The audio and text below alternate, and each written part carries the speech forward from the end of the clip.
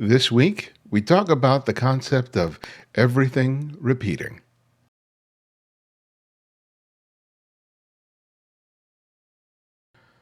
Hello, everyone. This is Ibarionex from the Candid Frame. And this week, I want to talk to you about a concept that I call everything repeats.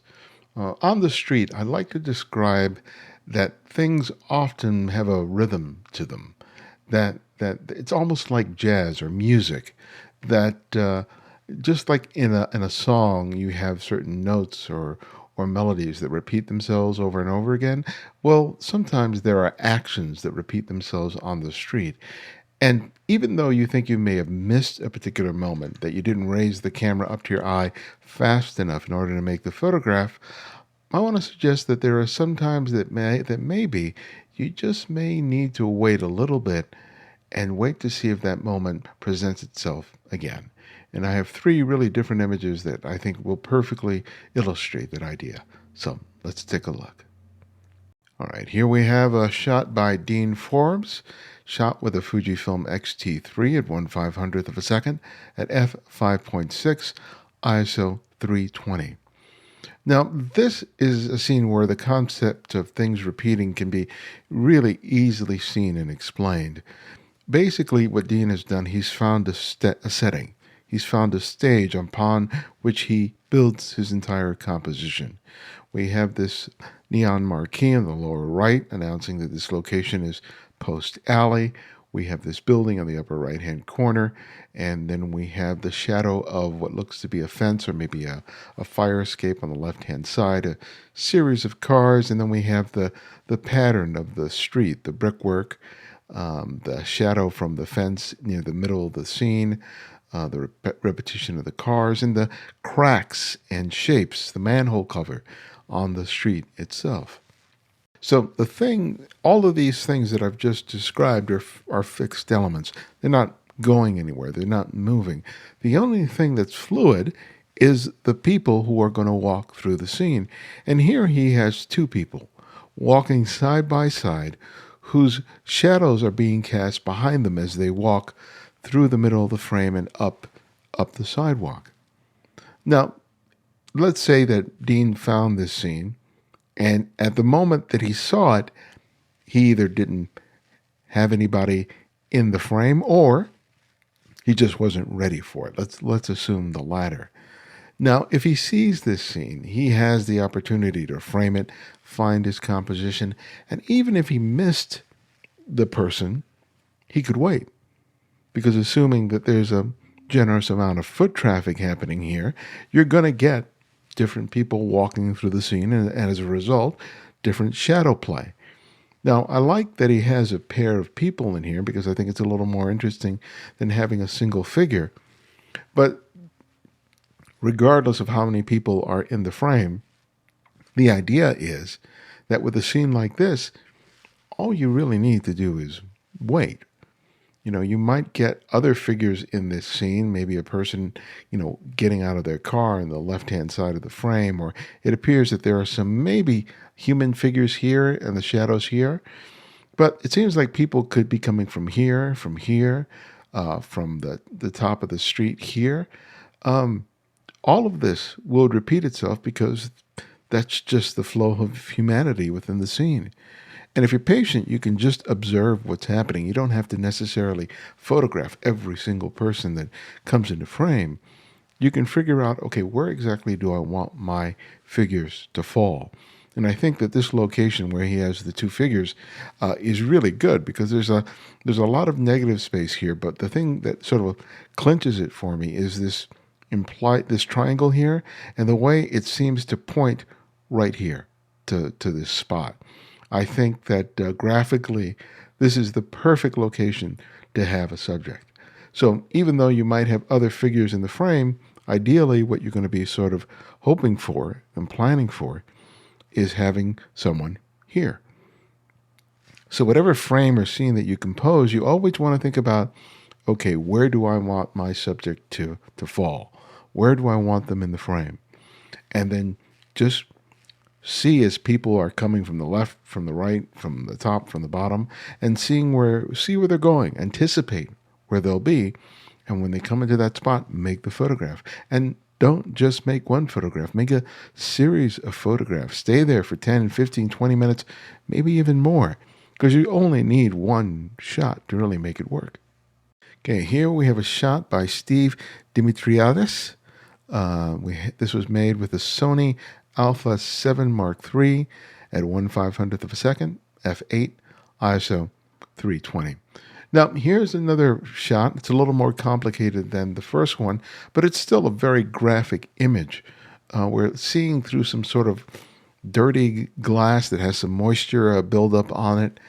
And we have a reflection that's happening towards the top edge of the frame. We have this really strong yellow sort of sphere or circle, part of which is being reflected and refracted by the lines. Excuse me for that. And it's really abundant in lines and shapes that are mirrored, that repeat themselves. And then we have human figures that are everywhere in this scene, but most prominently is this woman with a shopping bag that's right here at the middle of the frame, who is silhouetted largely because of the light that's coming in from behind her. And then you have the other figures here, the two people here, whose hand, I think, is a woman whose hand is here, and another figure just coming out of the shadow, a young girl wearing a t-shirt and a skirt coming in from the left. Now, the magic about this scene is that the overall bones of the shot are just perfect. I just love how all of these lines and shapes really sort of converge and guide us basically to the center of the frame where this woman is. I mean, you can see this really strong diagonal line, how this basically frames her within the frame, and how we're just drawn to this area, which is also the brightest element of the area of the frame and the area of most contrast, which is one of the reasons we always sort of gravitate towards her. Now, the nature of this scene, it seems to be that there's a lot of foot traffic. So the thing is, if you had missed her, do you stay there and continue to make more photographs? Because you know there are going to be more people passing through. They may not be as ideal as her, but who knows? It could be something that's even better. One of the things I really like about this shot is the fact that you have these people over here on the right-hand side who are also silhouetted, and they provide a sort of a counterpoint to her. We have I think, another human figure here, or maybe just be some bags. I think it is. I think it's the back of a shoe, and we have this girl here. And I like the fact that they're basically bookending her on two. I'd like her to be a little darker because of that white shirt draws a little bit too attention for me. So I think darkening this area here would probably be a good idea, so she's less prominent. But the whole idea is that in this kind of scene, this moment, maybe not this exact moment, but something similar will repeat itself. And basically, it's just a matter of letting it flow. Because this maybe not this exact photograph, but something very similar will repeat itself.